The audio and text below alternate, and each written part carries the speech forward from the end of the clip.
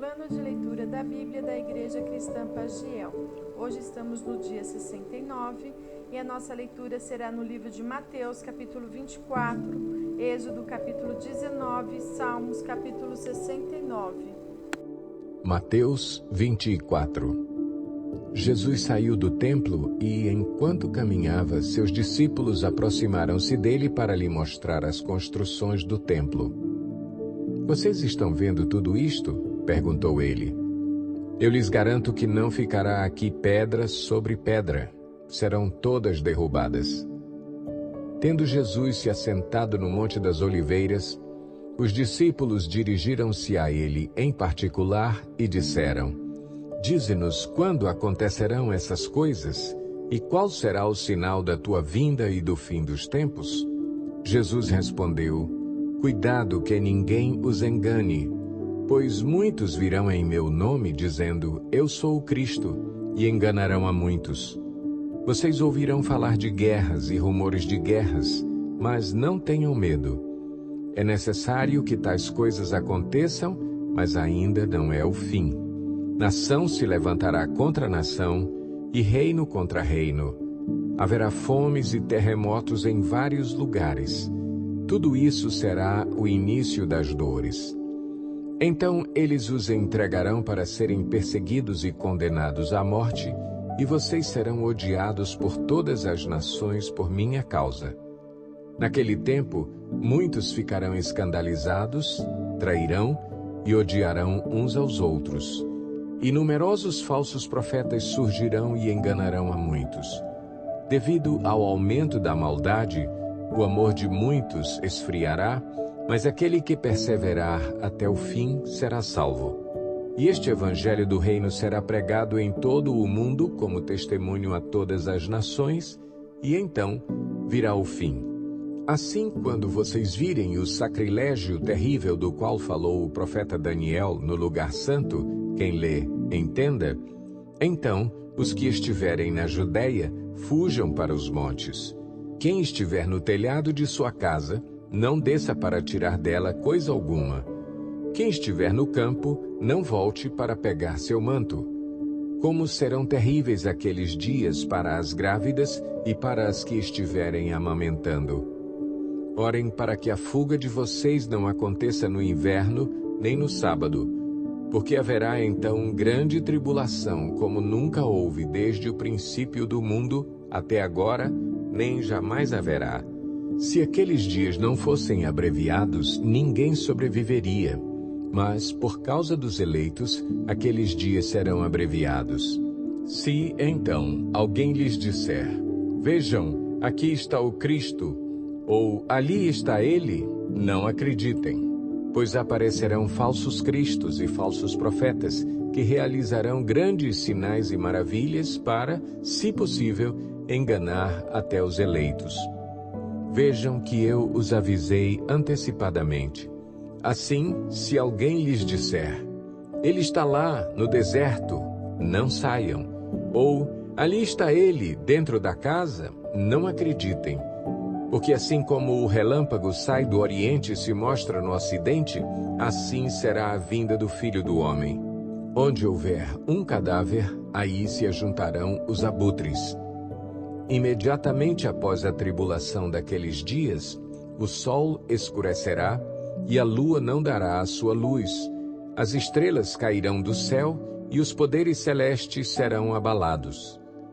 Então aparecerá no céu o sinal do Filho do Homem, e todas as nações da terra se lamentarão e verão o Filho do Homem vindo nas nuvens do céu, com poder e grande glória.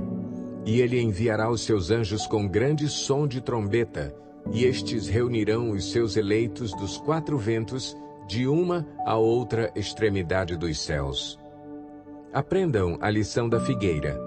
Quando os seus ramos se renovam e suas folhas começam a brotar, vocês sabem que o verão está próximo. Assim também, quando virem todas estas coisas, saibam que ele está próximo, às portas. Eu lhes asseguro que não passará esta geração até que todas estas coisas aconteçam. Os céus e a terra passarão, mas as minhas palavras jamais passarão. Quanto ao dia e à hora, ninguém sabe, nem os anjos dos céus, nem o Filho, senão somente o Pai. Como foi nos dias de Noé, assim também será na vinda do Filho do Homem. Pois nos dias anteriores ao dilúvio, o povo vivia comendo e bebendo, casando-se e dando-se em casamento, até o dia em que Noé entrou na arca. E eles nada perceberam, até que veio o dilúvio e os levou a todos. Assim acontecerá na vinda do Filho do Homem. 2 homens estarão no campo. Um será levado e o outro deixado. 2 mulheres estarão trabalhando no moinho. Uma será levada e a outra deixada. Portanto, vigiem, porque vocês não sabem em que dia virá o seu Senhor. Mas entendam isto: se o dono da casa soubesse a que hora da noite o ladrão viria, ele ficaria de guarda e não deixaria que a sua casa fosse arrombada. Assim, vocês também precisam estar preparados, porque o Filho do Homem virá numa hora em que vocês menos esperam. Quem é, pois, o servo fiel e sensato, a quem seu senhor encarrega dos de sua casa para lhes dar alimento no tempo devido?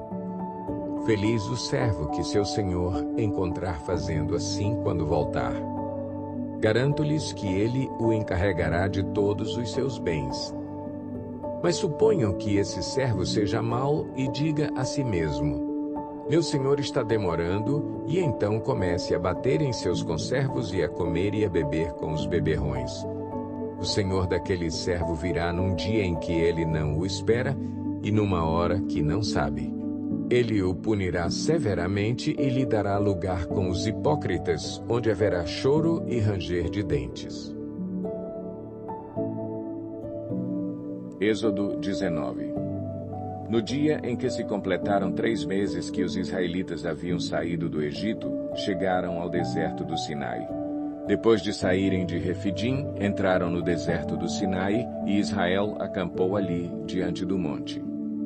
Logo Moisés subiu o monte para encontrar-se com Deus, e o Senhor o chamou do monte, dizendo: diga o seguinte aos descendentes de Jacó e declare aos israelitas: vocês viram o que fiz ao Egito e como os transportei sobre asas de águias e os trouxe para junto de mim.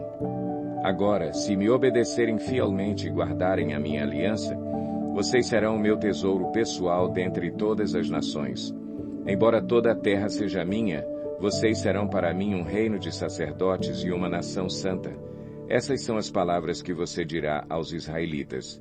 Moisés voltou, convocou as autoridades do povo e lhes expôs tudo o que o Senhor havia lhe mandado falar. O povo todo respondeu unânime: faremos tudo o que o Senhor ordenou. E Moisés levou ao Senhor a resposta do povo. Disse o Senhor a Moisés: virei a você numa densa nuvem, a fim de que o povo, ouvindo-me falar-lhe, passe a confiar sempre em você. Então Moisés relatou ao Senhor o que o povo lhe dissera. E o Senhor disse a Moisés: vá ao povo e consagre-o hoje e amanhã. Eles deverão lavar as suas vestes e estar prontos no 3º dia, porque nesse dia o Senhor descerá sobre o monte Sinai à vista de todo o povo. Estabeleça limites em torno do monte e diga ao povo: tenham o cuidado de não subir ao monte e de não tocar na sua base. Quem tocar no monte, certamente será morto. Será apedrejado ou morto a flechadas. Ninguém deverá tocá-lo com a mão. Seja homem, seja animal, não viverá. Somente quando a corneta soar, um toque longo, eles poderão subir ao monte. Tendo Moisés descido do monte, consagrou o povo, e eles lavaram as suas vestes. Disse ele então ao povo: preparem-se para o 3º dia, e até lá não se acheguem à mulher. Ao amanhecer do 3º dia, houve trovões e raios. Uma densa nuvem cobriu o monte e uma trombeta ressoou fortemente. Todos no acampamento tremeram de medo. Moisés levou o povo para fora do acampamento para encontrar-se com Deus, e eles ficaram ao pé do monte. O monte Sinai estava coberto de fumaça, pois o Senhor tinha descido sobre ele em chamas de fogo. Dele subia fumaça como de uma fornalha. Todo o monte tremia violentamente, e o som da trombeta era cada vez mais forte. Então Moisés falou e a voz de Deus lhe respondeu. O Senhor desceu ao topo do monte Sinai e chamou Moisés para o alto do monte. Moisés subiu e o Senhor lhe disse: Desça e alerte o povo que não ultrapasse os limites para ver o Senhor, e muitos deles pereçam. Mesmo os sacerdotes que se aproximarem do Senhor devem consagrar-se, senão o Senhor os fulminará. Moisés disse ao Senhor: O povo não pode subir ao monte Sinai, pois tu mesmo nos avisaste. Estabeleça um limite em torno do monte e declare-o santo. O Senhor respondeu: Desça e depois torne a subir, acompanhado de Arão. Quanto aos sacerdotes e ao povo, não devem ultrapassar o limite para subir ao Senhor, senão o Senhor os fulminará. Então Moisés desceu e avisou o povo. Salmo 69. Para o mestre de música, de acordo com a melodia Lírios, davídico. Salva-me, ó Deus, pois as águas subiram até o meu pescoço. Nas profundezas lamacentas eu me afundo. Não tenho onde firmar os pés. Entrei em águas profundas, as correntezas me arrastam. Cansei-me de pedir socorro, minha garganta se abrasa, meus olhos fraquejam de tanto esperar pelo meu Deus.